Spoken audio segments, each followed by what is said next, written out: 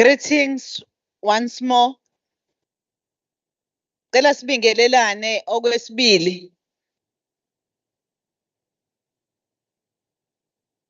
Ngicela abakwi-plenary bahlale phansi. Ngiyacela abasathola ama-refreshments bakwenze lokho quietly ngoba isikhathi is not on our side. Participants, ngiyacabanga ukuthi sonke sesitholile i-lunch, so ngiyafisa siqhubeke ne-program so that noma sidlula seemingly sizodlula ku-1700 hours kodwa singasale sesidlula kakhulu. Asi-hand over officially to ufacilitator uDr. Ndlovu. Gatsheni, over to you.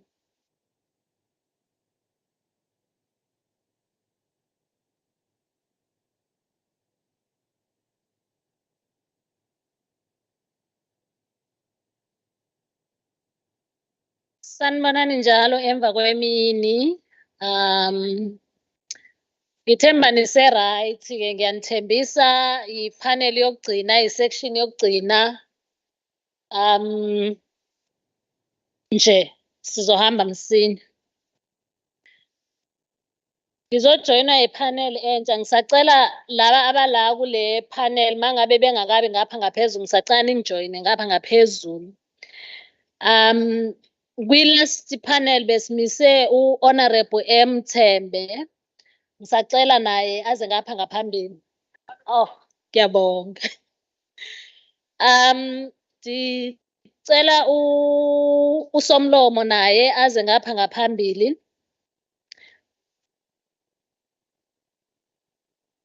uMiss Sizophila Mkhize naye aze ngapha ngaphambili. uMiss Zimasa Mathiwane naye ngisacela aze ngapha ngaphambili. And then last but not least ngisacela uMiss Siphe Zungu naye aze ngapha ngaphambili.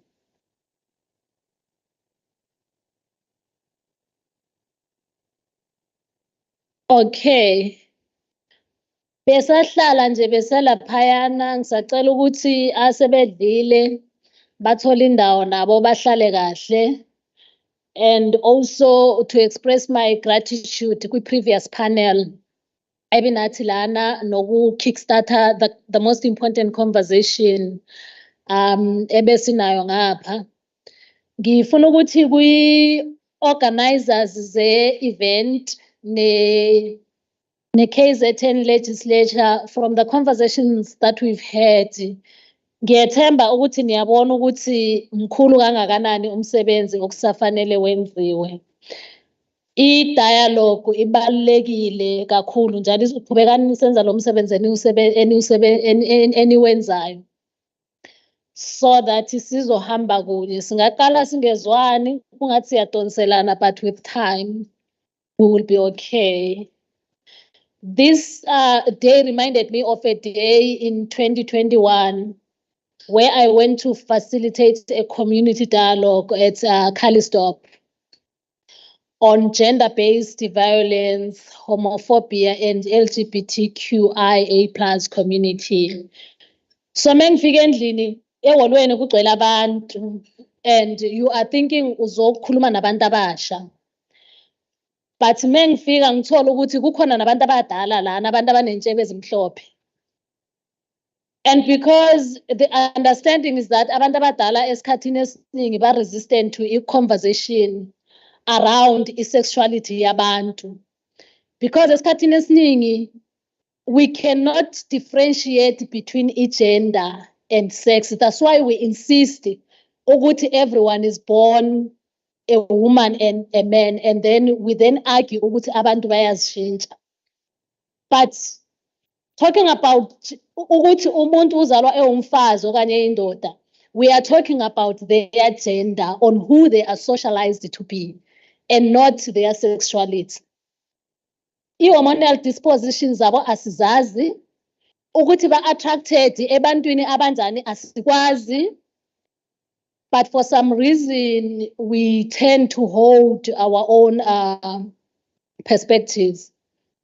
And then what worries me is that we come from communities where we force people to get married to men or women when they are not attracted to them.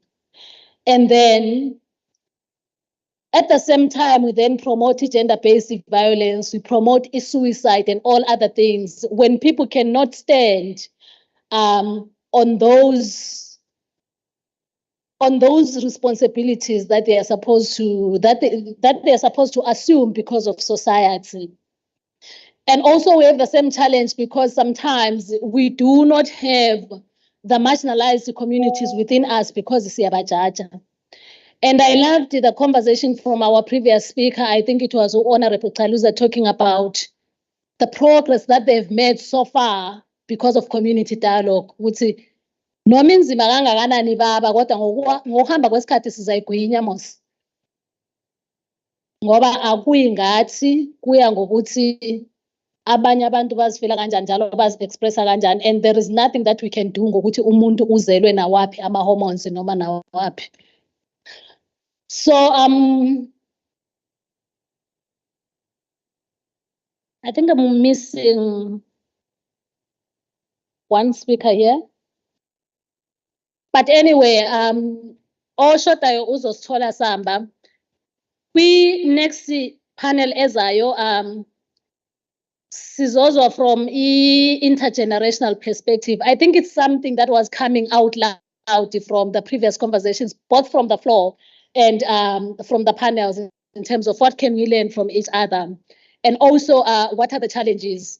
So from the example that I was using, drawing from my experience from Kalestop, is that sometimes we speak past each other as sinaso isikhathi sokuhlala phansi simamelane sizwe ukuthi omunye usukaphi so that sizo reach a compromise, and then sibe kwi-position efanayo bese we depart from the same level. What I found from that house at the end of the day were abantu abadala, how they surprised me and actually amazed me to say, for the longest time, we've never had an opportunity to understand some of these struggles and what they actually mean. We've sat with people who identify as the other without necessarily, listening to them in terms of what are the challenges, what are the struggles, what is it exactly that we're talking about. So those are some of the things that even within the different generations, I think during Fees Must Fall, it was one of the loudest issues to say the 1976 generation is ridiculing the Fees Must Fall generation, and then the Fees Must Fall generation also saying you sold out. And it is those narratives that today we want to demystify and find substance within them in terms of what exactly or where exactly are we missing each other. We're going to hear from Honorable Tembe on young women and minority parties. And this is very important because for the longest time, we have had a critique from other political parties that the ANC Women's League is the vanguard of, what is the word? Yeah, but the fact that women there, they do not necessarily represent women's agenda. And this is a conversation that sometimes it sits so uncomfortable, especially for the people who wake up in the morning to do gender transformative work within the ANC Women's League itself and other structures. So today we want to think about ourselves as women first before we are affiliated to different parties, because our struggles do not discriminate in terms of party lines and all of that. I'm also going to hear from Usizo Mkhize talking about young women in active politics. I think active politics and young women is something that was raised. What are the struggles? What are the challenges? What are the opportunities that young people can exploit within the political spaces? In my other work, I write about friends of delegates. Right, you know, when our political parties are going for these different conferences, and then we also ferry friends of delegates. And then one of the things that I've been questioning for the longest time is the role of women within these spaces and the power dynamics within the spaces. And I think something came very strong from Uzanele from the floor about why are we so quick to hold accountable women and not hold accountable men who abuse power? And I think young women in politics are able to reflect on that. And then we have women in media. And I would like to put it. Oh, okay. I was really interested on the conversation around the power of the media in terms of painting the woman who dares to run for a leadership position, and the power of the media in terms of pulling that narrative, because they set the trend, they change people's perspectives and all of that. So that was going to be important. And then lastly, but not least, Ospezu, who will talk to, again, women in local government. And again, this is a very important topic because at the coalface of service delivery, what are the struggles? Where are we seeing our young people? Are we carrying young women with us as we deliver the services? Talking about questions of representation.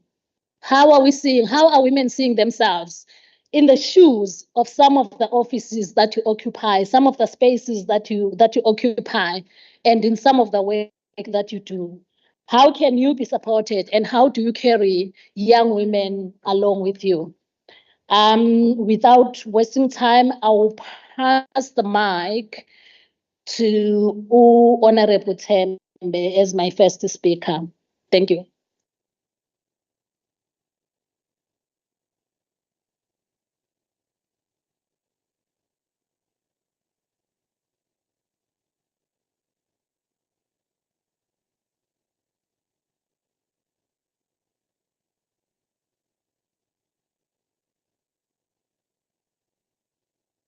Thank you so much, facilitator, for the introduction.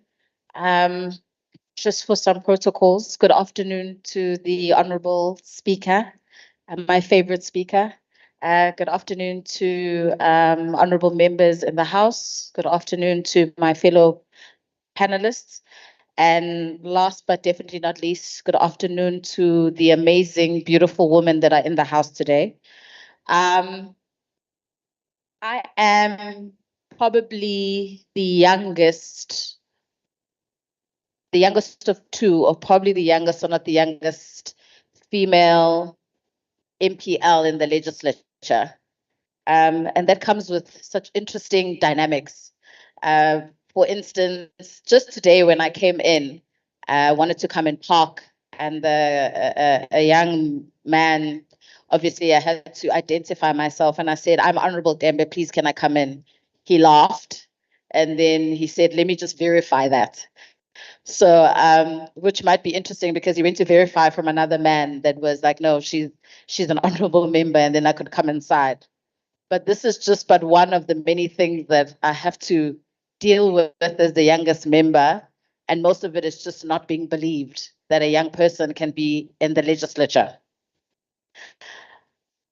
I mean, even to such small spaces, whether we go and actually have to conduct oversight as part of my job, you would see that even if we have to walk, I'd end up have to trailing at the back because I'm the youngest one. Obviously, I'm not supposed to be an honorable member. And that's probably one of the first things that we have to fight, is that we are not believed that we should be taking up important spaces. And for the fact that I didn't get here because I just jumped on a broom, I got here as a young person because you work hard for the space that you are in. I know it says I'm part of the Young Women Minority Parties. I'm part of the Democratic Alliance. And part of that is even in that space, I'm still the youngest within our provincial executive that sits there. So I do understand that in the space of political parties, there's still so much that we still need to do to make sure that young people are represented in the spaces and the political parties that are in. And just a short story. Recently, I attended a retreat. It was a retreat that had young MPs, MPLs from different political parties. So it wasn't just a space for one political party, it was a space for different political parties. This specific retreat was tailored so that they could develop a program that could assist young politicians coming into the next cycle, the next general elections. And some of the questions that they ask us is, what was some of the issues that you identified coming in as a young politician? And some of the things that we identified, and this is across ANC, DA, EFF, there was even Freedom Front Plus, we were all surprisingly, or maybe not even surprisingly, shared the same stories and similar stories, but just about being young women in spaces of either being MPs or MPLs. So this cuts across all political parties. One of the things is no one told us the realities of being young women within a political party. You come into a political space and people expect you to know what is going on, and no one actually sits you down. And I mean in our political spaces and in across political spaces to say this is what you can expect. But also I think it's because there's not too many of us. Another thing is you don't get a lot of help. And maybe to some aspect that's probably part of jealousy or something else, but you don't get help. You don't get a lot of help. I mean, I'm lucky in where I am in the KZN legislature. I've had women in other political parties who have been very helpful. They also don't tell us as young women how that affects our personal lives and how we need to manage our personal lives and how you need to manage. I'm 34 years old. So obviously this is the space of my life where I'm getting married, having children, and they don't tell you how difficult it is to manage that space coming in politics, because that space is dominated by men that never had to go home and cook, go home and look after children, go home and take kids to school, talk about what your kid's going to do while you are out there being a politician. Another thing is they pit young women against each other. And that was a big topic we spoke about, the last panel spoke about, is that if they see young, talented women, occupying the same space, then then someone is, jealous of the other person, or someone, they're not a true friend, or they're going to talk about you behind your back. So they pit, young, talented, youth in the space of politics against each other, but also because that space is so limited. And another thing I find is that there aren't, and this was also spoken about in the last panel, but there aren't any female, older women mentors that actually take up the panel to assist you to carry on. We always make a joke that in some levels of government, it just becomes an old age home because people are sitting there and not moving, so that young people can start taking up those spaces, and that we are surrounded, and not to be ageist, but we are surrounded by elderly. So I think the onus specifically is on political parties and their processes. So from the beginning, when processes are opening up for lists that we're speaking about to be open, young women have to feel like they can be competitive in that space. And they don't feel like that. They don't feel empowered to be competitive in those political spaces. Those lists that are being reviewed in our different political parties have to be quite specific to find representation where that matters. Because we forget about the youth when it's time for important conversations to happen. Even spaces like the IEC have to be working very closely with the Gender Commission to keep accountability alive and to keep representation alive. The Gender Commission is not there for, for show. They are there to make sure representation, and especially amongst young women, is happening. I think youth structures sometimes are used as political tools instead of important places where the youth are meant to air some of their views. We go and, I see this when the legislature hosts youth parliament, but sometimes instead when we get to youth parliament, the one thing that people are talking about is fighting amongst, what the adults have sent them to do instead of being in a space to fight for what the youth need. And I think, the youth structures are there and they sometimes crumble because they're not given any space for them to fulfill their mandate. And sometimes they're only given that space for that mandate to fulfill someone else's mandate. It's such a huge issue because the higher you go, the spaces are, from the trickle down effect, they are so male dominated and male top heavy, and there aren't any opportunities that open up. And we have to talk about the issues and the social issues that are plaguing this province. Teenage pregnancy that doesn't give you a chance. COVID-19 hit women more than men. Gender-based violence that was spoken about previously, and that we hit by a double intersectionality of being young woman and specifically being young, being Black, and being a woman. I don't want to talk too much when that was talked about the sex for jobs issue, but I also think, and I'm very honored to be part of the space, because when I was listening to the questions that were coming out of the guests today, it is so empowering for me to hear some of the questions that are coming out of the women. It means that there are smart, capable young women who are ready to take up those spaces. And we need to be part of that change. We need to disrupt the status quo. We need to make sure that when we step there, that our voices are heard, and they're heard very loudly. And as young women, I've learned that we really suffer from this imposter syndrome of why not me? It can't be me. I can't be in this space. But I'm challenging young women to say it is you. This is your space. This is your time. And this is the places, whether you're in university, whether you're just entering spaces. And if somebody tells you that you can't because you're still young, actually you can because you are. I think creativity starts from being the youth, and you need to fight for the spaces that make sense, because there's no way someone can speak to you about your issues.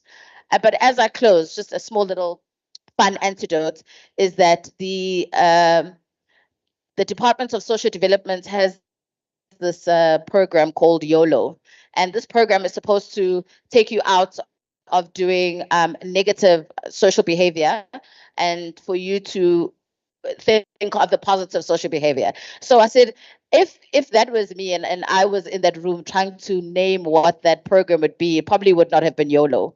I think we needed a young person to be part of that specific conversation about how we name something that is supposed to reinforce positive behavior, because YOLO means you only live once. I do whatever I like and it's not going to make sense. But for me, all it says is there was no young person part of that space that speaks about young people and about young people's risky behavior. There's no way that someone who has gone past sort of risky behavior or different types of behavior that has to start implementing programs, but they are not young themselves, because the one thing that is constant is change. So youth representation and youth representation within governance and politics is so important, because the majority of the youth is going to be the one that's going to be the voting structure, and definitely going to be the one that's going to be taking up spaces so that our future would be brighter. But yeah, thank you. Thank you so much. Thank you so much to Honorable Thembe Lapayana. Very enlightening reflections. And there are a lot of takeaways, but for me, one thing that is constant is change. And I think now that I'm passing the mic to someone who's speaking on intergenerational conversations, the change becomes very important. And I think that's being embedded in nothing for us without us, because then when we start to represent other people's struggles, that's where we miss the conversation. But also to question, the lack of reflection of young people in leadership spaces, parliament, and all of that.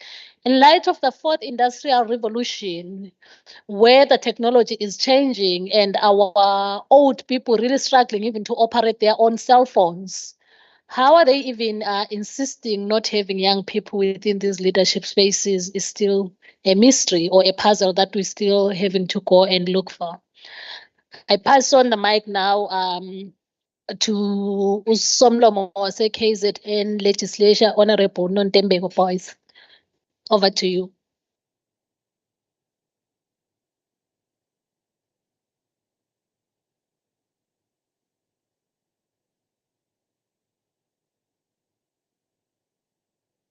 Thank you, Dr. Ndlovu. I want to appreciate the opportunity to present the intergenerational view, and greetings to the panelists, fellow panelists, and the members, my colleagues, and the participants. Ours is to speak on what has been done in order to make things a little bit allowing for further participation. I will start with the generation of the speakers and the members of Parliament of the 1994 Parliament, where they set up the Parliament as a sector and started formulating many laws. Whenever I think of Speaker Jinwala as this so powerful woman, but who had absolutely no experience as a parliamentarian, but because she was driven by the zeal to see a space that has been created for women being occupied by women beyond her. And that entire generation, you find that they were a generation of driven women. They believed in something. And I still believe that even today, it's important for women to at least believe in something. You must have a common goal that you are pulling towards, a shared vision that you are driving towards. You take it to the following speakers, Abo Sisbali, Abo Sistandi, Abo Sis Nosiviwe to now.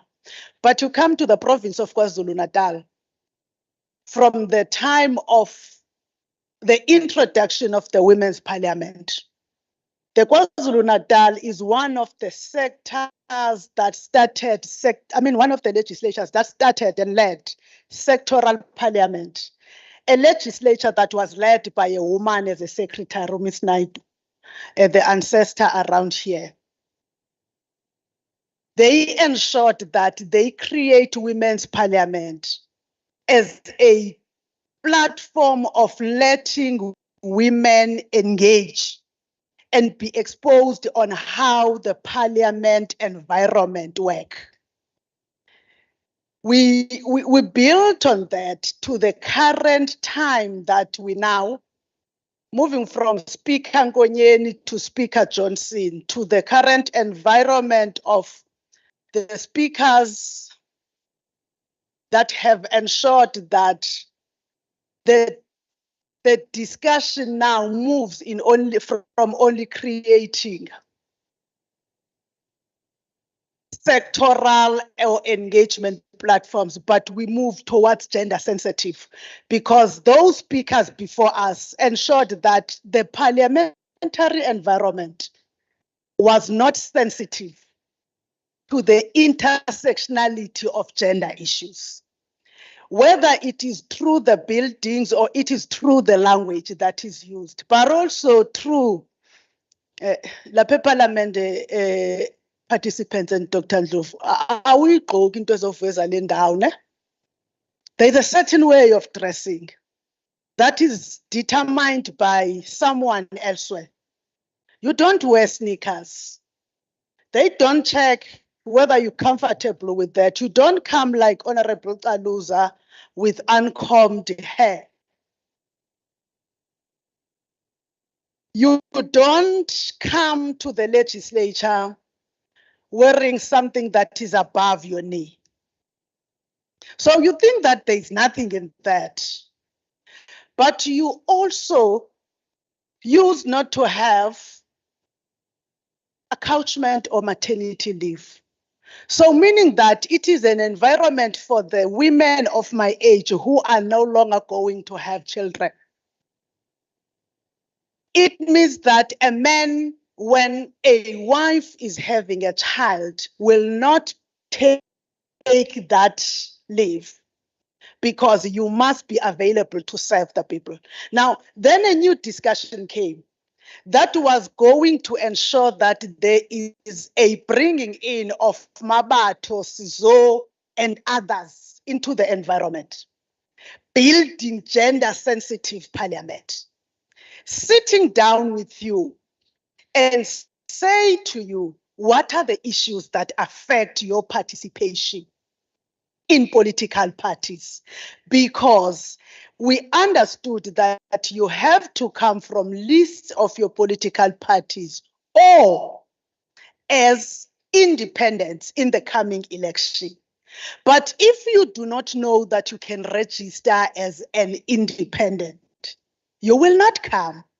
But if you do not participate in a political party, you will not find young women. So it will continue to say, you do not show this part, necessarily because mine cannot be shown because I am a little bit overweight.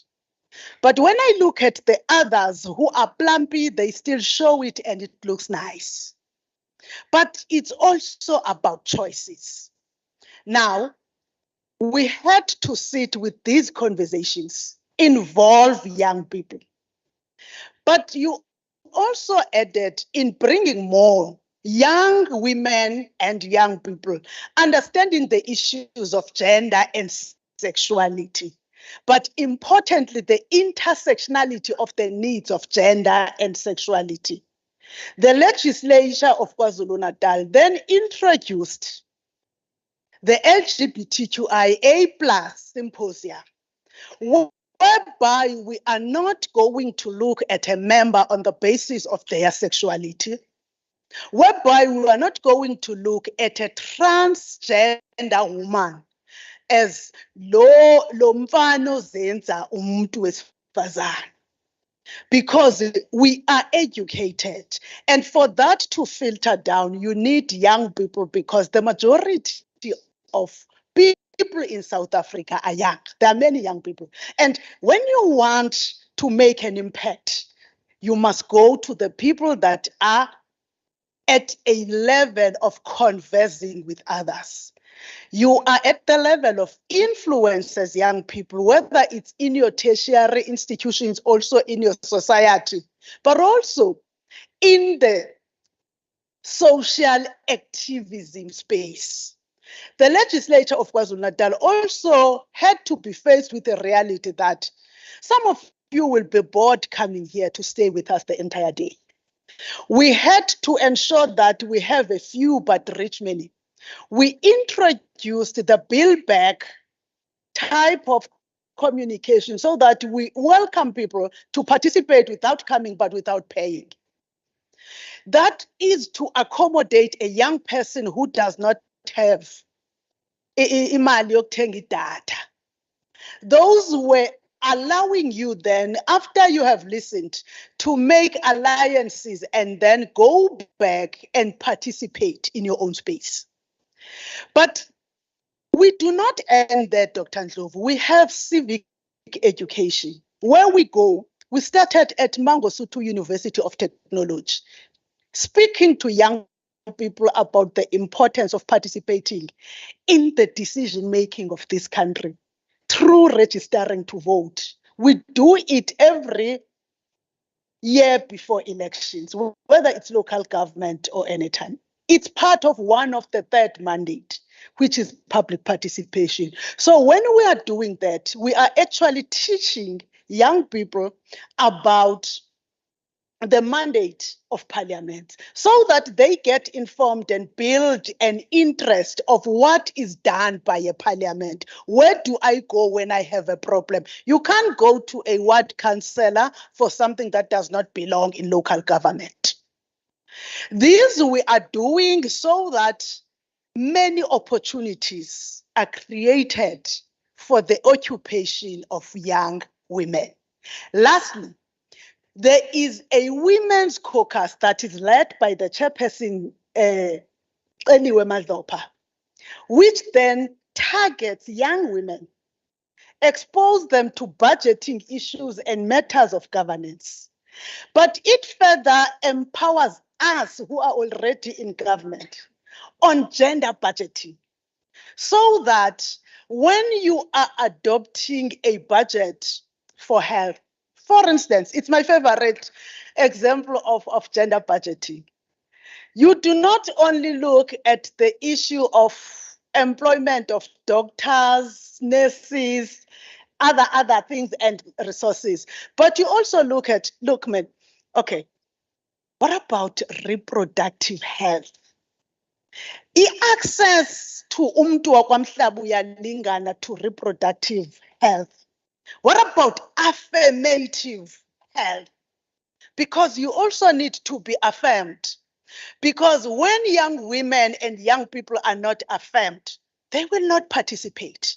When psychological services are not available in a district, they will not have these accesses to them, including going for psychological guidance.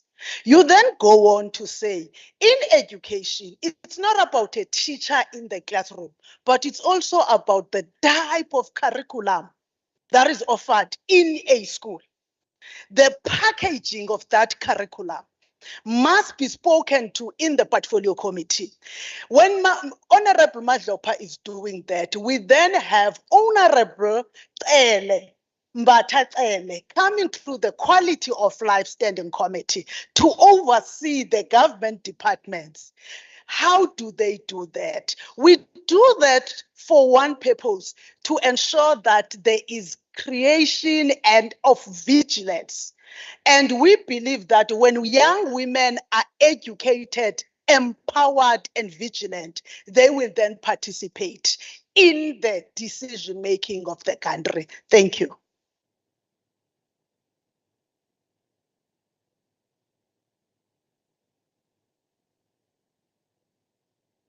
Sibonge laphayana kuSomlomo a reflector on ezinye i-programs that are taking place here within his space, but most importantly, the reflection of the work that is being done is passing the baton to the young people, but most importantly, the opportunities that they never had, making sure that they are cultivated on the ground, making sure that young people are encouraged and also empowered to participate in decision making, especially on programs that affect them. One takeaway from that is the conversation around the dress code and all the accompanying debates.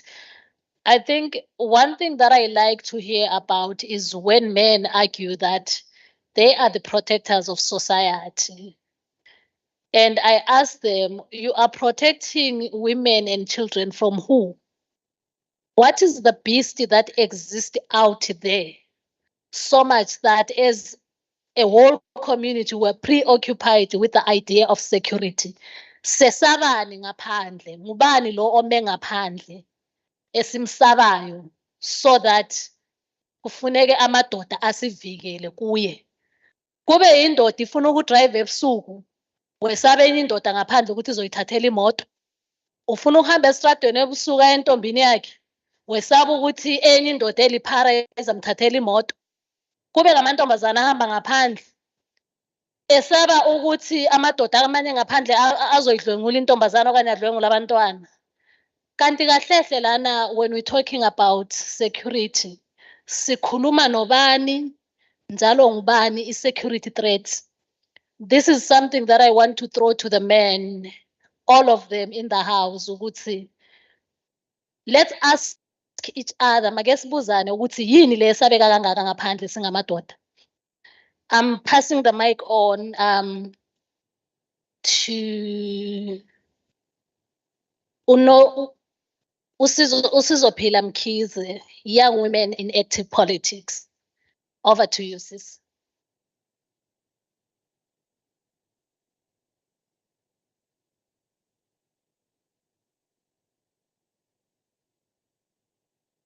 Thank you. Thank you, Dr. Ndlovu, and good afternoon to the Speaker of KZN Legislature, MPLs that are present here, all protocol observed. One, let me say that I am speaking on a topic, Dr. Ndlovu, that most young women find very boring. I think the start should be to say, why should young people bother themselves to be in politics? What is the importance of young people being in politics? I think, for instance, young people and young women, so to say, need to understand that everything around them is political. Everything around you as a human being, as a citizen of South Africa is political. The price of bread you eat in the morning, it's political. There is nothing that happens for the sake of happening. Young people need to understand that those abahlala emqashweni away from home studying in universities and high schools, bayazi ukuthi amafutha ayadura manje, and it's politics that dictate the price of those things. Everything around you is political. And if you don't involve yourself in politics as a young woman, you are actually giving other people a chance to make decisions on your behalf. You are giving other people a chance to be the ones who will tell you how to live your life and actually choose or make choices about your life. So I just wanted to say for the background that it's very important that young people are not only, you can't know all soapies as a young woman from 6 to 10. You know which soap is starting at what time, followed by what, and followed by what, but you do not know even current affairs. You don't know what is happening around you. You can be bombed and you don't know because it was on the news and you find news boring. It's very important that we familiarize ourselves with what is happening around us, and what is happening around us is political. What is happening around us, it's politics. Those young people, young women who are still eligible to get social grant from government, that is politics. You are getting that money because it was influenced by politics. It is the governing party that said we ought to give children from this age to that age a social grant. It did not come from heaven. It's politics. So everything around us is political. And there are challenges when you are in a young woman in politics. One of the challenges is that when you speak and you are firm on your beliefs and your convictions, you'll be told that you're too loud or unenkani. But sometimes you're just being firm and you stand on your convictions, and you always have to prove yourself. You always have to prove that you are worth it. You always have to prove that I can also lead, and I can tell you that you actually are proving yourself to against a group of people that are 10 times lower than your IQ. But you have to prove yourself just because of gender parent and just because you are a woman. And of course, who you date, who you get married to. I think in the last panel, there was a discussion about how women are labeled about who they decide to associate themselves with. I'll make an example. In 2017, when Mam Nkosazana Dlamini was contesting to be the president of the ANC, in the media, she was not called Mam Nkosazana Dlamini Zuma, the name that she worked very hard for. She raised kids outside of the country, fighting, struggling, and not doing that on the back of the man, but she did it herself. But on the media, she was called Zuma's wife, Zuma's ex-wife. Where do women actually get to be themselves without being compared or without being intertwined with who they date or who they associate themselves with? So there'll be sex audits as a young woman. You'll be told that whenever you raise a view, you are saying this because you are sleeping with whosoever. Those are the challenges that, of course, without also having people that have walked the journey before you. I happen to be the youngest wherever I go.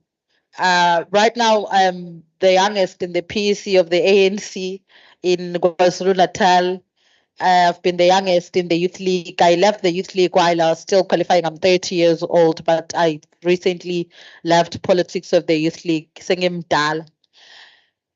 But what happens is that it's difficult to walk such a journey when you do not have women that have walked the journey in front of you.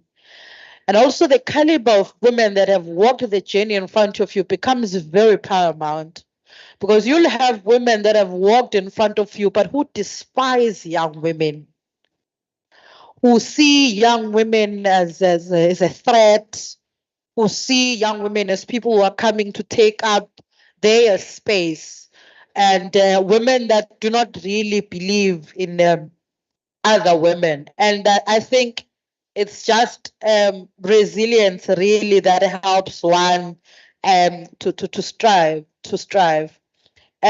Also, when you are a young woman at our age, when you are 30 years old, like myself, or even older or younger, at this point in time, maybe 80% of us have kids already. 80% of us have families. Abo sunshine bashadile. Now, when you are a young woman, there is a challenge of you balancing your family life and being in politics.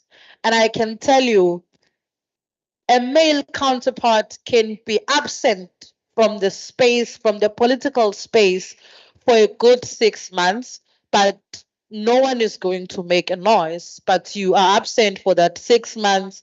When you come back, ubeguphi, wayangavela ahlale ekhaya agade abantwana. And those are the things that we actually face as young women in politics. But it's a very challenging space, but a very necessary space to be in. Challenging as it is, but it is very necessary because it builds not only leaders of government, but when you are young and you're in politics, you are able to liberate even your own family, young as you are, because when things happen around your family, when in families, particularly of the rural areas, when there'll be just an uncle who perpetually rapes young kids and the family wants to discuss it and close it up and say, "Indaba yasekhaya, ihlazo lasekhaya." When you are young and you're in politics, you're enlightened to say, no, this is wrong, this shouldn't be happening. You don't only liberate the society, but you liberate also even your family, a person next to you, and it's very important. And I think just for proposals, Dr. Lopez, I'm about to give back to you. I think one speaker had said that abantu bayazi that women are weak. Women are not weak. There are people that would like to believe that women are weak. Women, particularly young women that still have energy, are the strongest humankind, young women. When they can count struggles that they are facing and you see that they're able to go through them, you can see that young women are very strong. And also, unity of young women must not be a unity of a cosmetic unity. We always say that young women must be united, women in general must be united, but we must first identify what is it that unite us. Another problem will be for us to think that as women we think alike. As women we must have same choices. It is impossible for us to have same choices as young women.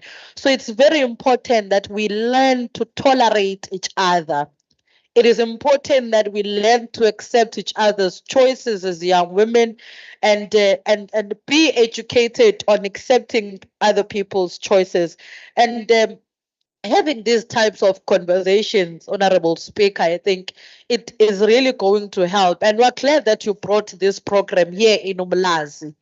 You did not take it to Palito. I do not want to say who took a program of this nature to Palito. But we're glad that you take these programs to Emalokshini, to Emakhaya, where there are young people that are daily affected by the matters which we're discussing. And lastly, being a young woman is a stress enough. Being a young woman in politics is a stress enough. But also there are gay young women, the lesbians in the political space, young, who constantly have to explain their sexuality, who constantly have to fight 3 times more for their space and for their voices to be heard. And I would just want to say what is important is that we're able to pick each other up.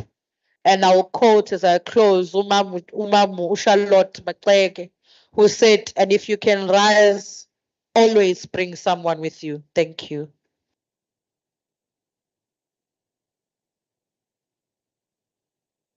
Thank you so much, Lapayana Gusisu Sizopela, raising very important issues around what it means to be in politics, but also the unforgiving nature of the political space. And I think we heard from other conversations from our previous panel that it's not only in politics, but it's everywhere where women dare to occupy, right? That you are always expected to punch 5 times above your weight, number one. But also, the world will not allow you to fail as a woman. When you dare occupy that space and when you fail, you are not allowed to. But we live in a world, in countries that are being led by men. We have political issues. We just right next door in Zimbabwe, we're having, the most contested elections, but men are in power. Even here in this country, we have strategic sectors of the economy where men are holding powerful positions, but they are still failing. But if it's a woman, if it's Professor Mamkheti Phakeng at UCT, if we go to UNISA, and then we look at Professor Puleng, and all other women, Advocate Busisiwe Mkhwebane and all of them, women are never allowed to fail. They are never allowed to be humans. They are never allowed for human error. But society continues as usual, as it is normal. And we are here today with women and young women in particular, saying it ends with them. We must create, friendly spaces. We must create tolerant spaces to make sure that we all survive, because the space is big enough really for all of us to fit. Last but not least on my panel, I'm passing the mic to Uspe Zungu, who is going to speak on women in local government. Thank you. Thank you, Dr. Ndlovu. Good afternoon to the Speaker of the Legislature, MPL members in the House, panelists, all protocol observed.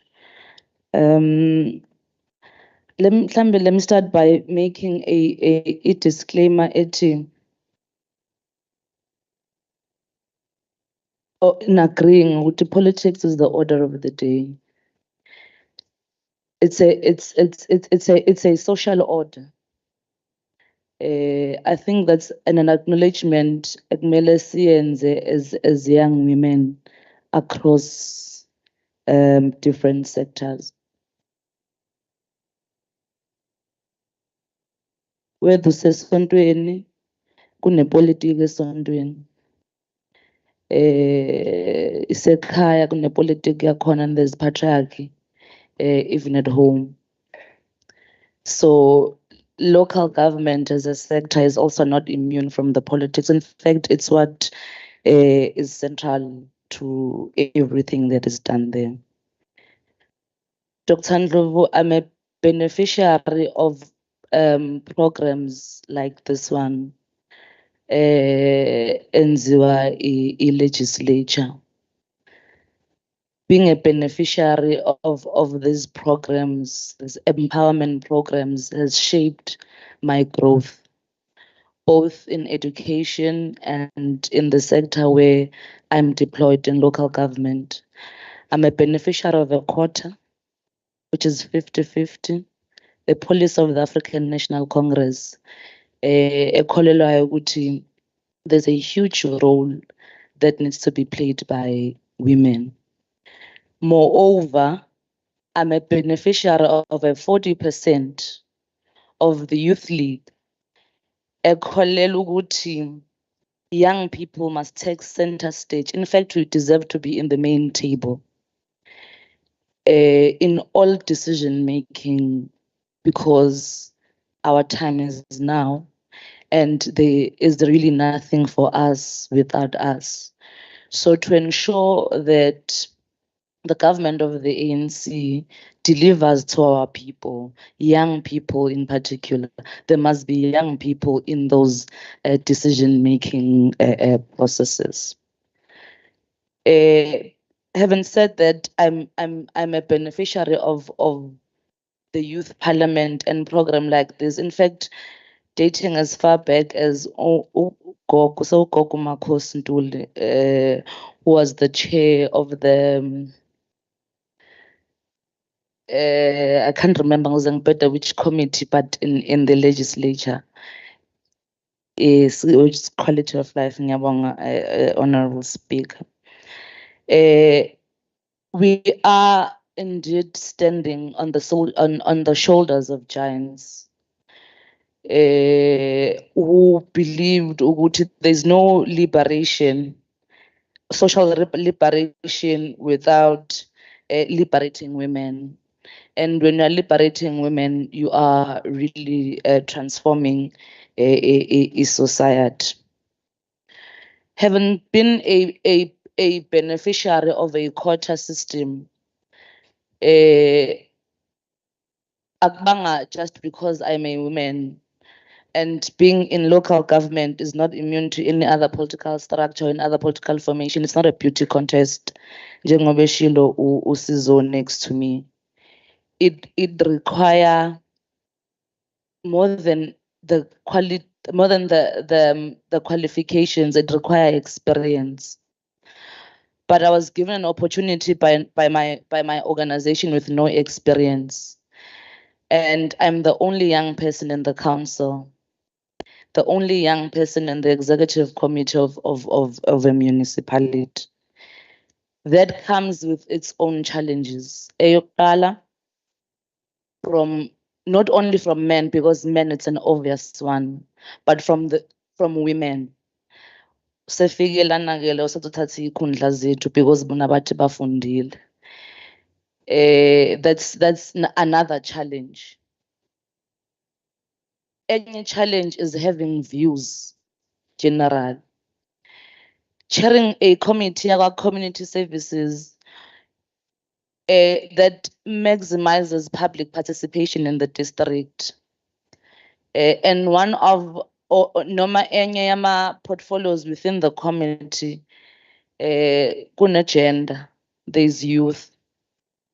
Now you know gender it cuts across, but there are programs that you must explain even to your own colleagues in council. Why must you have an LGBTIQ desk, for an example? Because of the stigma esikhona also in local government.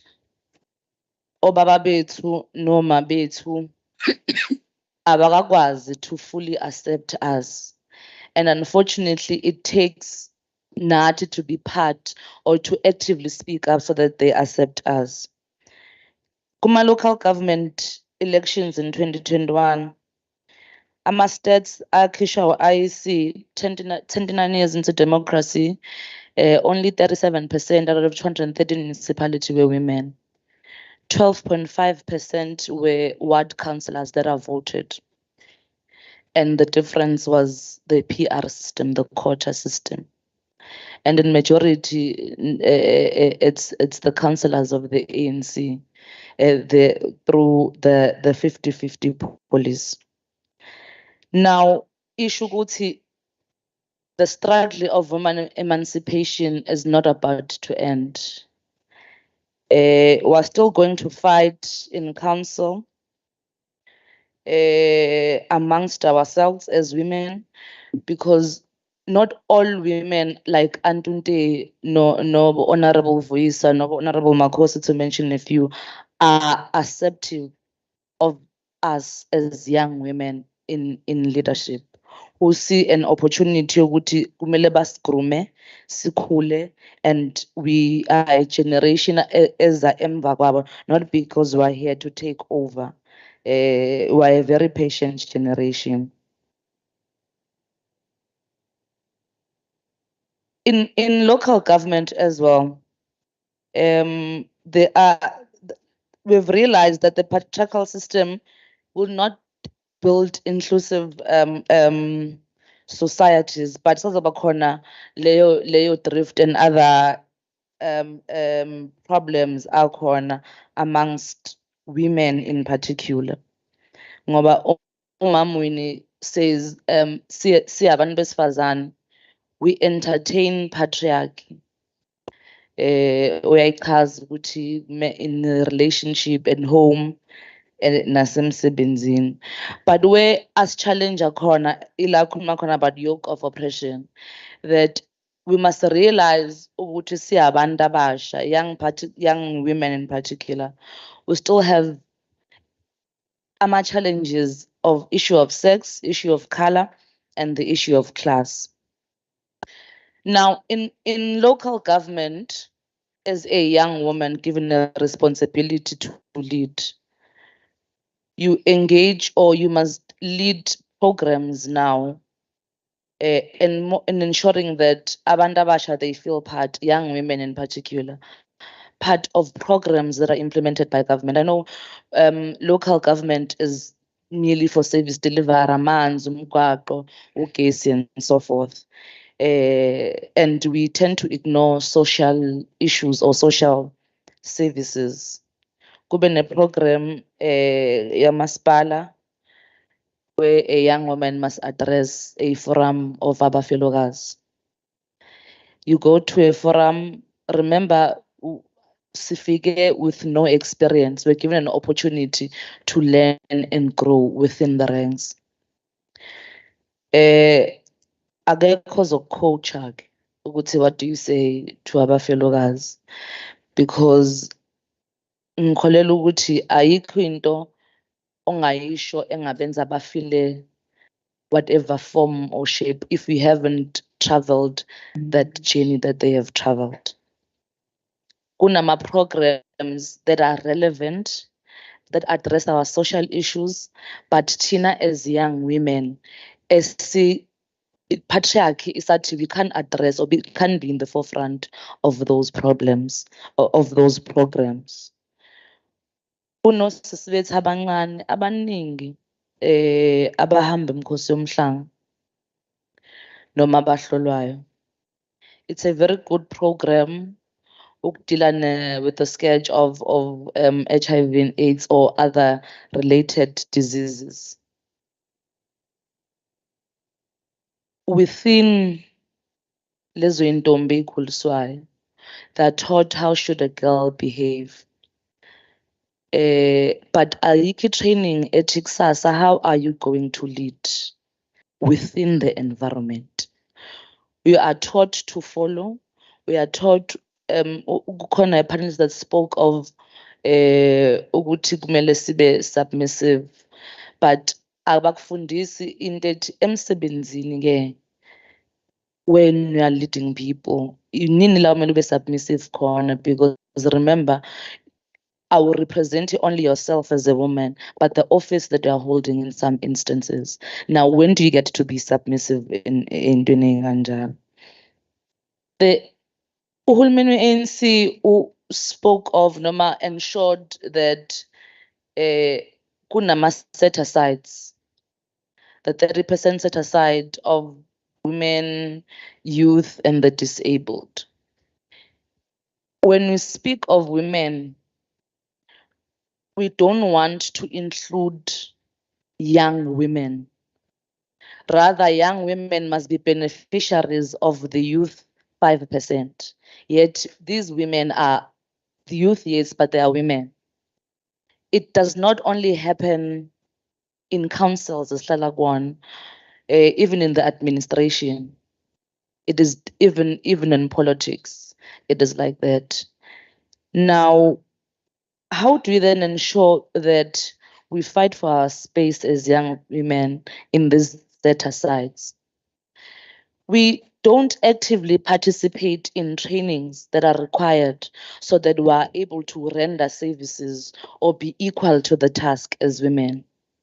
I did say it's not a beauty contest. Sometimes the qualifications ehamba wodwa awekho enough. Experience is required. Let us actively ensure that we are out there, because there is nothing for us without us. Young women don't participate in road shows. Kunesilwana kuthiwa IDP in local government, where somqulu of programs. It's a 5-year plan of the administration, but we derive programs from the IDP. We are not there as young women. We are not there as the youth to say this is what we are expecting from you. Remember that those basic services that are basic standard, but social issues are very important. We are also neglecting a role and a responsibility. We have delegated it to abantu abadala to think on our behalf. And it will really not take us anywhere. It will make the challenges of those that are in council established, because they don't have abantu abasha ekuhlaleni who are supporting lezi zinto abasuke bekhuluma ngazo.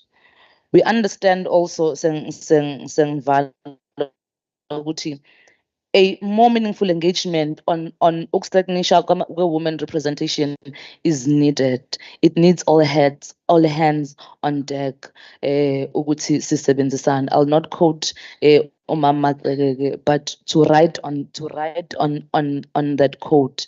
Sibambelele to the kulaba who are leading before us, because they are pulling us, they are showing us the direction. Let us also create the platform as young women in our different spheres and stop isn't unnecessary fights, the hate on women on women, I think.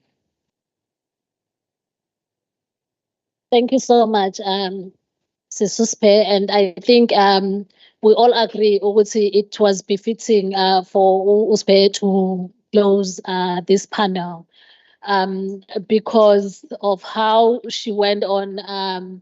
And this is something that runs both through both panels, this panel and the previous panel, that women are not just making noise, as we like saying that women are just making noise. They are not just identifying their challenges, but in addition to identify challenges, they are tabling solutions on the table to say, this is how we can, do things better. This is how we can come out of this. And what I'm hearing from you, Sispe, is Uguti, we do understand that you do create opportunities for us, but at the same time, we do acknowledge that we lack the required and necessary experience to carry the task. And this is really a call for each and everybody, not just women, but people who occupy different positions, to learn that your interns are not just people who are there to photocopy for you and run to buy your coffee and all of that. They are here to learn the job. They are here to become leaders of tomorrow. And we've heard from both panels that there is enough space for us. Whether it's us as women, but also all of us as women and men in different spaces, to coexist. What has ran through both panels was also a call for solidarity, from women, and also working together to say, mase ningenile ningavali umnyango. Number one, ningavali umnyango because kunzima ngaphakathi, we understand, but also us coming into the house, knocking at the door, is not only about us, but it's also about generations of women who have been disadvantaged, and also coming generations, so that we can make the world better. I think in my opening, I did talk about the power that we carry as women. So if we could do anything as women, if we could protect societies in times of struggle and all, we can definitely, change our society, and it rests with us, because I always say, as women, we carry the responsibility, and we are the ones who make sure that patriarchy is passed from one generation to another, and at the same time kept in check, to say you are behaving in a patriarchal way. And we are saying, as we go back to our different spaces, how are we acting differently, so that we do not fight each other as women, but we collaborate, so that when you see another woman tapping into the space, you are not seeing your competition, but you are seeing a collaborator, someone that you can work with, someone that you can mentor, so that because if you are serious and genuine and intentional about the change that you claim to be making, it means then you understand that you cannot do it alone. You need to open the space for other people, for other women, so that you can come together, pull the resources that you have together, and everything. We expect gender-based violence to end, but how are we empowering our women, our young women in particular?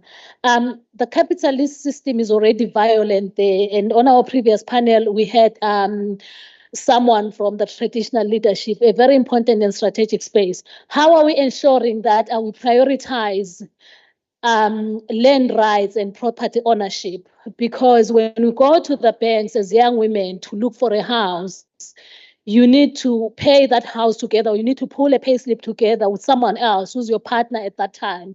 And then by the time gender-based violence erupts, it's difficult for those young women to pull out of those relationships because they are entangled economically. So how do we think through economic empowerment? How do we learn from the previous generations How do we take advantage of the programs, the roadshows and everything to make sure that we participate? Because participation in these spaces, they will also ensure that we translate what we've learned into our everyday lives, but also empowered to negotiate differently in different spaces.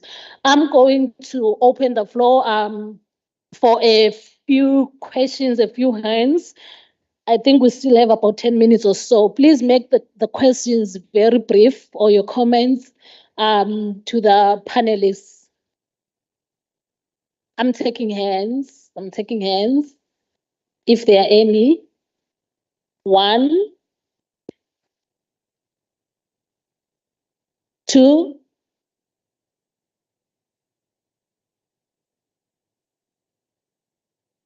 3. Okay, I've got 3 hands. I'm closing. I'm not going to take another round. I'm just checking. Anyone who's left behind wants to engage? I have 2 hands, I think. 1, 2, 3. No more hands. Thank you.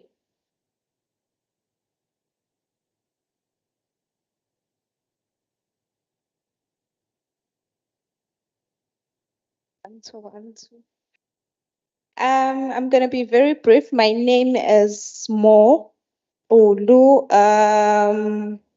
I think most of our audience touched based on the similar thing, which is women in politics. So I'm not going to be very direct on who I'm basing my question to. I'm also one of the youngest women in politics, and it's very amazing for me sitting here to hear Uguti, all of the issues that we go through as young women in politics, that I'm not the only one. I'm just like, oh, because for the most of the time, I was like, maybe I'm the only one who's going through these things. So thank you so much. Oh, Miss Sizopila Mkhize, I was very touched by your, but what you were saying, especially the importance of politics and the importance of the woman in front of us, of which I think it is you guys in this case, especially since we are going to national elections next year, looking at the lack of young women who are interested or in politics. So my question would then be, what is it that we are doing wrong, looking at the percentage or the number of women, especially young women in politics right now? Because most of us, we've been in politics for a long time, and we usually now have this thing in our mind that I've always been the only youngest person. So what about the others? What about all the young people who are here who might be interested, who would one day to sit here in front of us and speak like you guys? Also, how do I then overcome this fear as a young woman? Because also I see myself sitting there like you guys one day, but there's always this fear that is holding me back as a young woman. Thank you.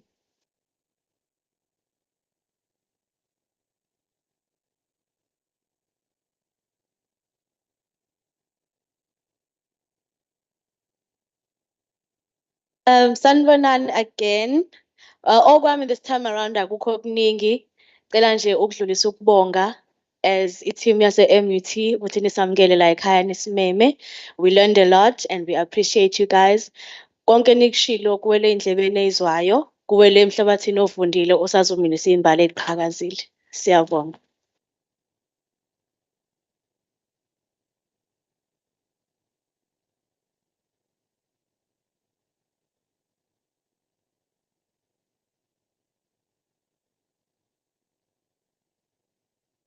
Sanibona yet again. Samkele Tembo from MET. Thank you. Very insightful program, by the way. Very, very insightful. I think I stand with you there. We really learned a lot being here. And I think throughout both programs, you really stood with the saying, Yogoti, if you really teach a woman something, you empower a nation. And I hope that we as young people here are going out into our campuses, into our daily lives, and we are putting all these things into place. I wanted to specifically speak to abantu who are in activism, that there is a gap within our society, if I can put it like that, in our activism, in going out there. Where I come from and where I am is not the same. I could say that from people who are from deep rural areas. So I'm engaged in a program of community outreach. So we go to rural areas and we basically empower young people and let them know what there's life after varsity. You know, you don't have to be, there's life after high school. You don't have to be a taxi driver. Because if you go back to deep rurals, the only careers that are very popular is being a teacher, a social worker, a nurse. Abanye, they want to be taxi drivers. Others just want to be wives. And that's it. So we go out there and we put that knowledge that, hey, there's a varsity. You're doing these certain amount of subjects. These are the causes you can venture into. But there is that gap of not knowing. There's that gap of not knowing, like not having knowledge about anything, whether it be political, about themselves. Some people discover, I think even in the poem that was highlighted today, that some people discover later in life that, hey, that was actually a violation. So us as young people in our activism, can we then also make it a point that when we do get engaged in these programs and go out there, can we plant that seed of teaching Uguti? There's something called gender-based violence. There's something called rape, even if it's not in your structure but just to plant that seed of knowledge so that it invokes them to want to know more about it, so that Leo knowledge Leo iyafika ngasemakhaya, because honestly there is a gap. When I say there is a gap, because some people, you get to varsity and you're like, huh? You know, even with the LGBTQI, some people though that's a foreign language to them. So can we go back, maybe in our activism, when you go home, when we go and viva at home, may we plant that seed of that knowledge. Ngiyabonga. Thank you so much. From our people engaging from the floor, very important questions there and important insights. And I'm going to give our panelists 2 minutes each to reflect on what has been said on the floor, but also as part of the closing remarks. And my takeaway on the issue of activism, as an activist myself, and I want to implore everyone who's sitting here, who has the privilege of sitting in a lecture hall, especially those that are students, to say, you carry a huge responsibility with you, because it takes a village. And there is this one phrase that we like to romanticize so much, about black tax. Once we come to the universities and then we start getting educated and all that, all of a sudden we wake up knowing that there is a black tax and we forget that it takes a village. During the times when you were living in Makaya going to esikolweni, sometimes ekhaya bebenganamali, and then they have to go to kabomalume okanye ko-aunty bayocela imali yokuthi uhambe ukwazi ukugibela ibhasi ubuyele esikolweni. And when we graduate, eventually we get to know that there is black tax because people back home are a burden. I can't even enjoy my money. My mental health is flying out the window because of black tax. And I want to say you carry a responsibility because it takes a village, but also the reason why the spiral of poverty continues from generation to generation is because when we get educated, we want to outshine. We want to be known that I'm the provider, I'm the one, without necessarily noticing that that's what contributes to your mental health. Because if you do not empower your cousin, if you do not empower your sister and other people within the community, it's easier when we pull the resources together and then lift our community. But if we want to remain the only people outshining, the only people who holds a university degree, who has a municipality job, and who is a social worker, a teacher, and all of those fancy jobs, we are not realizing that we are putting a burden on ourselves. We are stretching our mental health. We can't even do things that we want to do because the burden is sitting on us.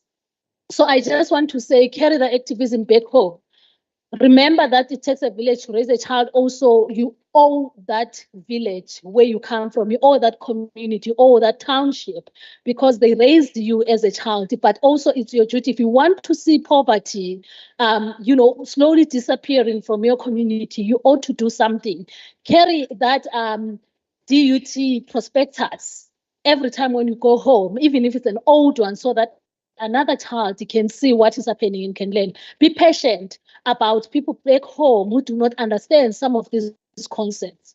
Let's not, when masibuyele emakhaya bese sibuya sesiphakeme, asisa-recognize ama-family members wethu, asisahambi nasezindaweni ebesihamba kizo ngoba sisaba ukuthi sizohlangana nabo bani nabo bani.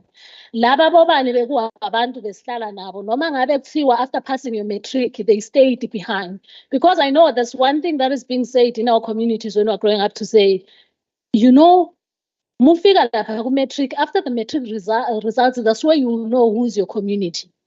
That's a very dangerous narrative. I'm saying go home and go back to your people and make sure that you pull a community together. And as young people, we empower each other, but also as women, we educate each other about our rights, because women's rights are human's rights, right? So I'm throwing this to every young person here who has a privilege. Thank you. 2 minutes. 2 minutes. Thank you, Doc. I requested to start so that I leave young people with the last voice. I think I will go to what Small asked about what are we doing wrong to not have the bigger number. As someone who is 47 and a mother and grandmother to some of you, I don't think we're doing anything and you are doing anything wrong. But we take it to what was raised. I think it's the lady over there, Usamke, earlier on, about not telling the stories.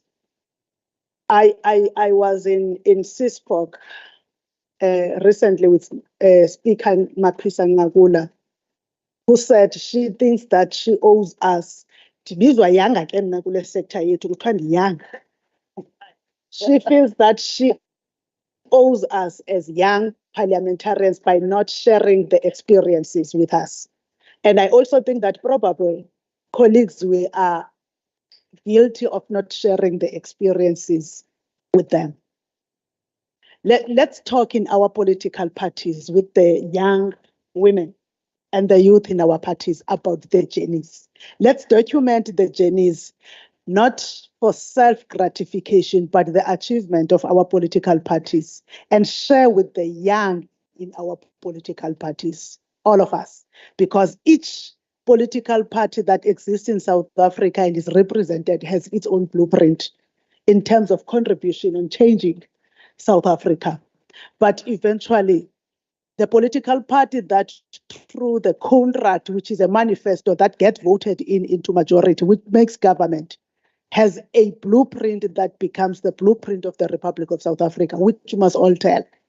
Now, we must know that when it's time for women to be elected, we sit down and discuss. I may not have been a speaker, but my party sat down and said speakers must be women. Then they looked at me. But because patriarchy is an established system, when it was time for premiers, presidents, they did not try and find justification. It became clear that this one is going to be a president, it's going to be a premier. So, united, there is a system that is stronger that we must come together to defeat, which is patriarchy. And that system can't be defeated through spontaneous actions. It needs planned, and target that has been established prior across parties, across generations, but together. But importantly, Dr. Hang of the Men's Forum always says this, it also needs men. You need not think that in the journey of bringing young women, you must make enemies of men. There are men that are gender activists that are for women. So we need to educate those that still think that they can thrive through what Sister Usisgale emitted, yes, sexual favors. I am fortunate that it's something that I have never gone through. But I feel for those who go through that in their own parties and in their own spaces. And we must fight for them, all of us, united, regardless of parties. Then the other part that I think we must do, I heard Samke was saying that it is not happening in rural areas.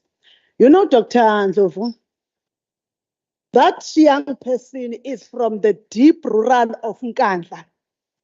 I've known her since she was just 15 years. I did not meet her in town, emcimbini, wangakithi emenyiwe, noma kuthiwe waye-stranded. I knew her when she became a leader of COSAS at 14 or 15 in this province. From a high school in the deep rural of Nkandla. And I said at the time, I want to meet that child. And I've seen and watched her growing, because I want to say to all of you, the rural areas of KwaZulu-Natal are the most politicized areas. But what becomes a problem is that when we go through certain phases of development, we allow detachment from the source. We can't allow ourselves to be detached from our roots. The root, that is where you come from, whether it's a rural area, it's a township. Chatsworth, if it's your home, must remain your home. Wentworth, if it's your home, must remain your home. If Zulu's part in Reinkonyeni, that must remain your home. But when you come home, don't come home better than the rest. Involve yourself in the life of the young women there. Be enlightened and bring the light to those in that particular area. The KwaZulu-Natal Legislature is amongst, like the rest of the government departments, the government departments do Operation Sukuma Sake in rural areas. We take our sectoral work to rural areas. We are taking the symposiums to Maritzburg and Durban because we want to involve tertiary institutions, because tertiary institutions are missing out on the sectoral parliament. The reason we are here, Dr. Ndlovu, is because we are thinking of those that are at DUT, UKZN, MUT, Berea College, and the rest, and those that are in Pietermaritzburg. Otherwise, we should have gone to Emabuyeni, Ward 13 in Umlazi, and speak to the rural there. Do go back home.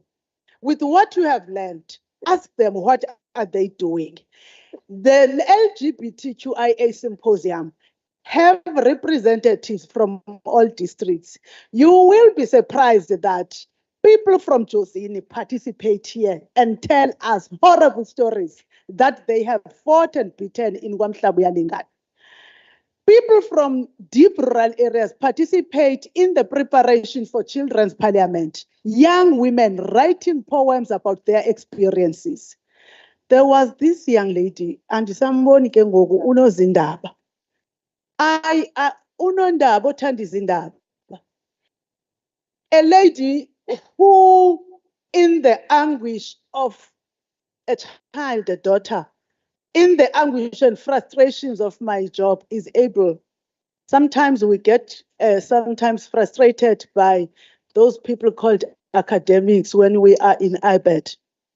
You know those people. When when you come back, Dr. Ndlovu, we go to TikTok and we meet Uno Zindaba, a young person who take us to sleep, but a young person who assisted me to understand what is happening to young women in one particular rural school in the deep rurals of Harding. When they were raped and they continued to go and have kids, you find a 19-year-old in St. Andrew's Hospital coming to give birth to a third child at 19. I found the answers the first time I listened to her. So I'm saying, let's involve ourselves. Nanko ku 2 minutes one. 2 minutes.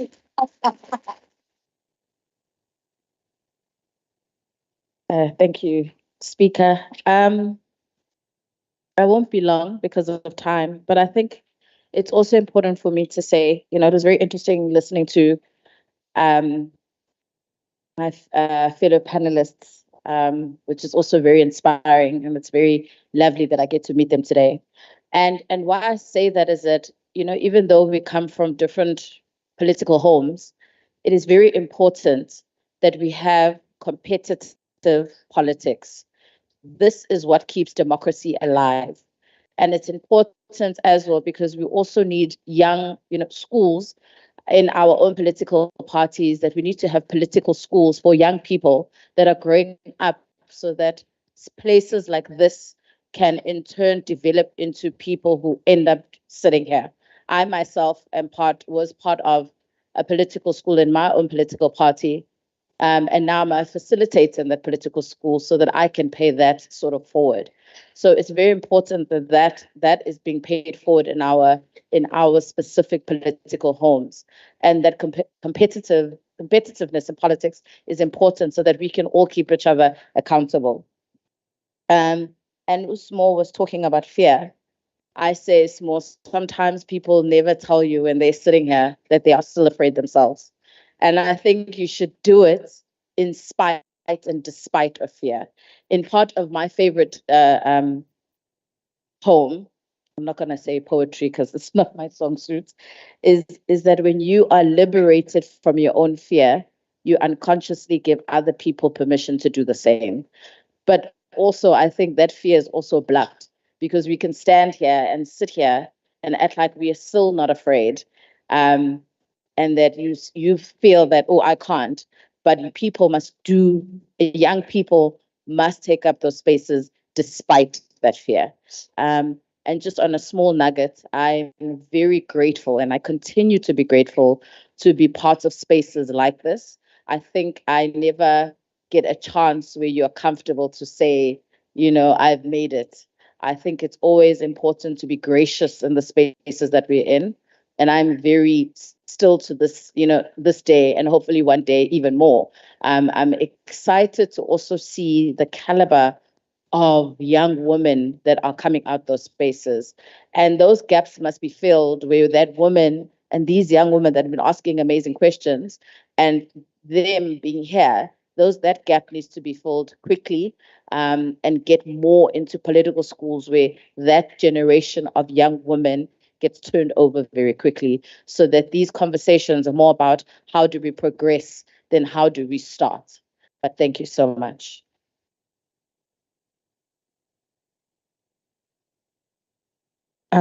Thank you very much, Dr. Ndlovu. And thanks to the ladies that made comments and asked questions. I'll try to be very brief.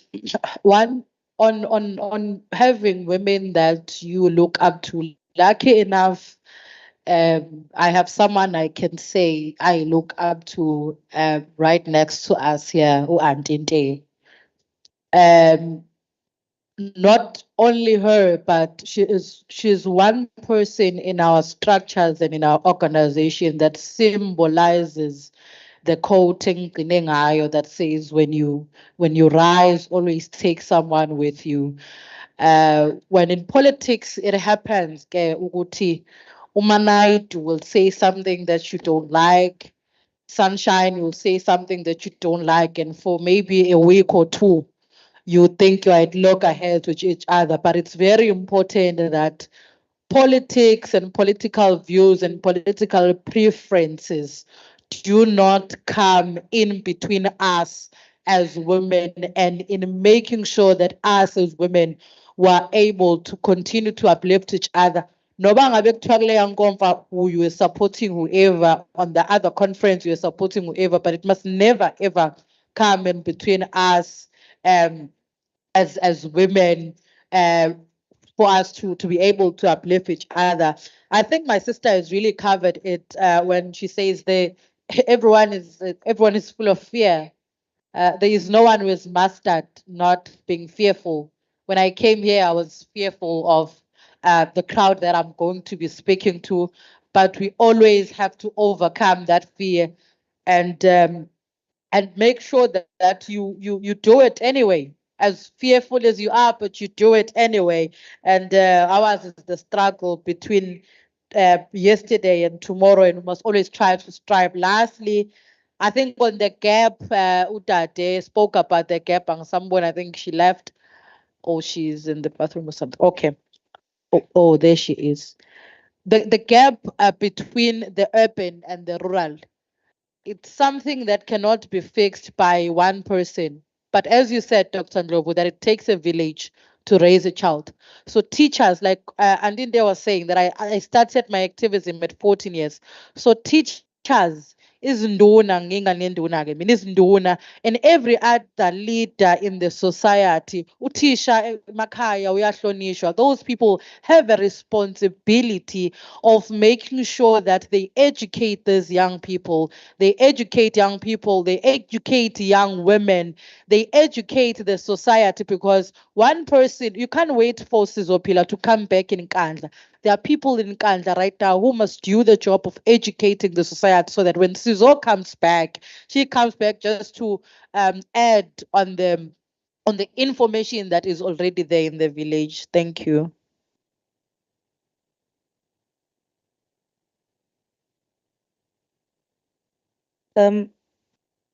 Mhlawumbe angivale ngokuthi it is not only government that we must expect that they open doors for us in terms of capacity and support and sharing of information. Even the civil societies that we belong to, they're equally important. Ngoba ukuba i-leader kusho ukuthi you must be part of, kumele ube in a political organization for you to be a recognized leader. But if we group ourselves, there's a lot that we can learn from each other. And the stigmatization around local government, noma ngokuba ikhansela, in the main, is that amakhansela awafundile. But I can assure young people ukuthi young councillors of the ANC are educated, and it is for those reasons that we get to be given space to be advocacy for the change that we want to see happening in society. And Lialeka, the voice of young women, we need more women. Let us actively participate wherever we are and work and shine, so that our challenges are championega working together. Thank you.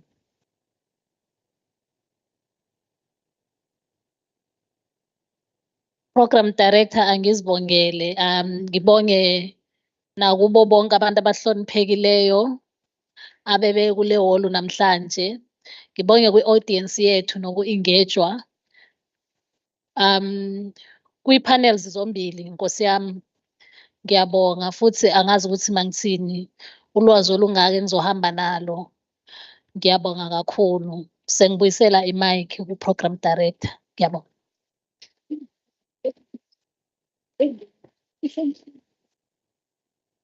Siyabonga kakhulu. I want to join you, facilitate, in saying we are richer than before we entered in this house. Kodwa-ke ngenxa yesikhathi asicele ozosibongela thina sonke. Siyafisa ukucela usihlalo oyisihlalo, Chair of Committees in the Legislature of KwaZulu-Natal, ukuthi eze azosibongela. Siyakholwa ukuthi-ke noma sesihamba siye emakhaya, we'll have a very safe journey. Honorable Mavimbela, sicela ukubuyisela kuwena.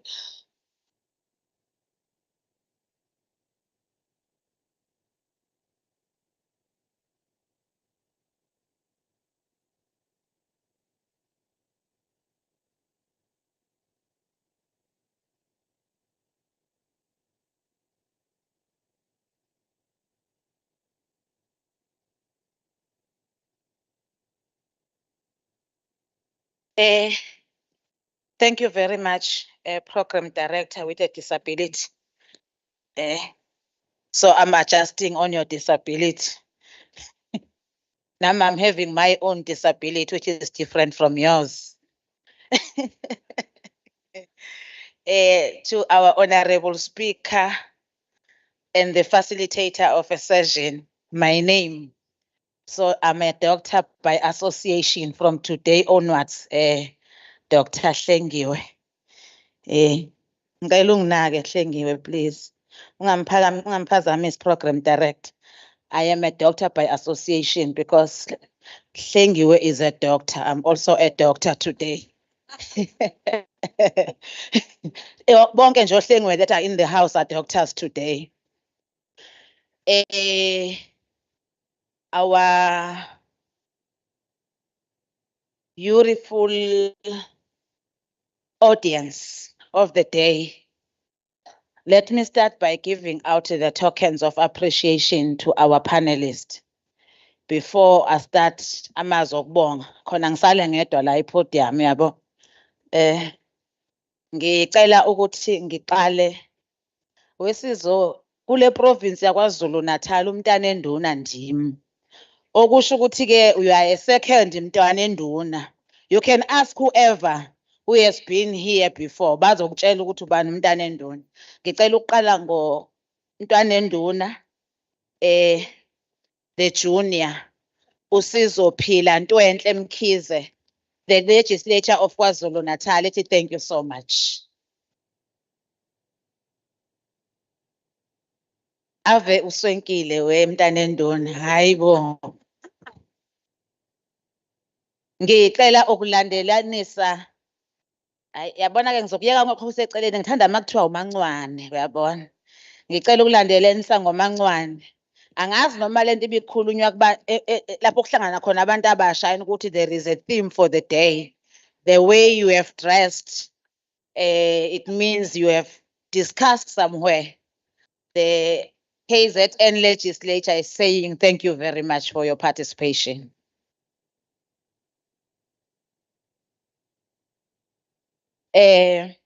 Honorable Tembe, my daughter, thank you very much. There is no need to declare. It's less than what you are supposed to declare. Thank you very much for participating.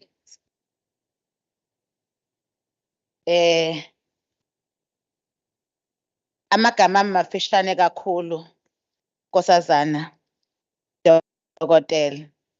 Ngoba-ke noma sengishilo ngathi udokotela kodwa ukuthi Nkosazana ngiliyeki. I think you will understand what do I mean. You were the best facilitator ever. Keep up the good work. We really appreciate the work that you have been doing for us as the legislature of KwaZulu-Natal. Honorable Speaker, we cannot thank the fish for swimming. Therefore, I'm giving you nothing, Honorable Speaker. I can't thank the fish for swimming. Yeah, but she is doing what keeps it living. I'm going to be very brief. If they told me what, and I'm going to issue the token of appreciation, I was not going to write any notes for this symposium. Honorable Speaker Mahubel, the Chief Whip who have deployed me to stand before you this afternoon, the Deputy Chairperson of Committees, and the Deputy Speaker, Dadewethu Mnguni Omnyama. Okay, Deputy Chief Whip. Hey, akahluphi u-Problem Director. La eceleni kwami akasababazi. The chairpersons of portfolio committees and all the honorable members that were here today, Osingabo, our daughters, the future leaders, generation of our province and the flowers, the beauty and the pride, where we are looking ourselves and walk tall, the apple of an eye. The secretary and all the support team of our legislature in our in your different categories, and all the government departments that are part of today's session, program director, facilitator, and our panelists, Pastor Dudeni, honorable councillor that was representing EThekwini Metro. I'm greeting you this afternoon under the name Strengthening Young Women Participation in Democratic Processes and Their Representation in Governance. It's an honor and privilege to be part of today's program, which focuses on young women, the content creators, the shakers of universe, the entrepreneurs, leaders in your own rights, the mothers of tomorrow. You are mothers of tomorrow. You are not mothers as yet. As I want to reflect in thanking all of you who made this day a success, I am reminded of a young lady by the name Kennedy Simon Smith, who founded the Creative Justice Fellowship, a program that allows young artists to use their art genre to showcase how their lives have been affected by social injustices and share their stories so that we can resolve these issues. What inspired me most about these young women is her life motto, and I quote her motto, serve passionately. So each and every individual who is successful in life and able to solve problems is the one who have a life motto or at least a role model. If you want to learn more about this young woman, this is in the book Unbossed, How Black Girls Are Leading the Way. I think I must confirm before saying thank you to you all. The symposium was educative, empowering, enlightening, not only to young women, but to all of us who were part of this session. Thanks so much to the organizers, the visionary leader behind this idea, the organization who deploys such an aspect in KwaZulu-Natal Legislature so that we benefit from the wisdom. Izinto azizenzakaleli, ungaba nakho konke, kodwa uma engekho ozokuhlanganisa kuphume umbono akwenzeki. You have all outdone yourself in your different contribution. It was more than what we expected. Ngithi isandla sedlula ikhanda.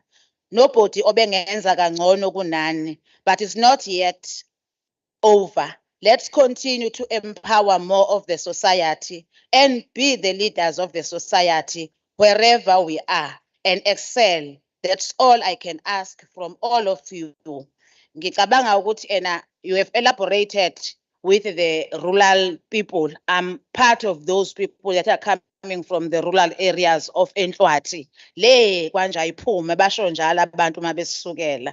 And being rural becomes what is in your mind, then izinto ezenzakalayo.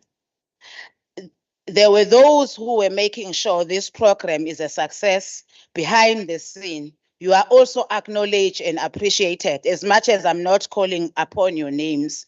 Thank you from the deepest of my heart to all of you. Please don't forget to mobilize and go out in your numbers to vote next year and in all the years to come. May God and your ancestors bless you in abundance of what your heart desires. I love you all. Thank you.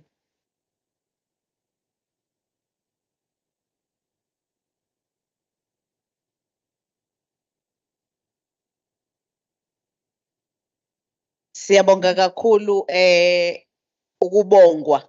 Sinifisela uhambo oluphephile uma sesibuyele emakhaya. Thank you so much.